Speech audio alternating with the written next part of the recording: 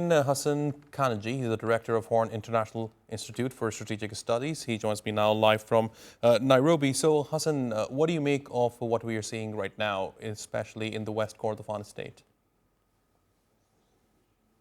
I think what we've seen increasingly is the deployment of drones that has been able to inflict, a lot of casualties when it comes to civilians running into deserts just in the last few days.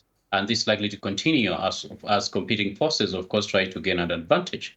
Now, in the wake of claims about genocide, and not just from the UN verification team, but also the rights teams across the country, I think there is a serious danger that we're going to see more mass killings, especially at a time when the international community and you have not been paying very close attention to what is happening, in part because of limited access, but also the declining, deteriorating humanitarian situation that is taking place right now in the conflict areas.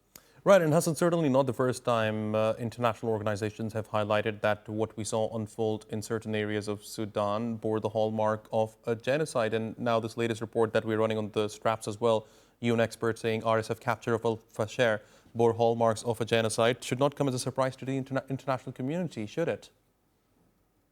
No, absolutely shouldn't come as a surprise. I think what is surprising is just how easy it is and how accustomed we've gotten to the genocide, that is taking place in Darfur as well as Kordofan and other parts of Sudan. And I think to the extent that we've been very complacent as the international community, it also makes, I think, the world complicit in what is happening in Sudan. And I think there is need for some very clear measures to try and intervene and stop what is happening in that area. When it comes to solution, what do you think is the way out to the seemingly never-ending conflict? The internationalization of the conflict in Sudan, of course, has made it more intractable. Now, the solution is going to be, one, to bring enough pressure to bear, not just on the parties in Sudan, but actually those who are supporting and facilitating the conflict. And the parties are known, it's very clear. Now, in the absence of that, it's going to be difficult. But secondly, the international institutions, both continental as well as international, need to start refocusing on Sudan.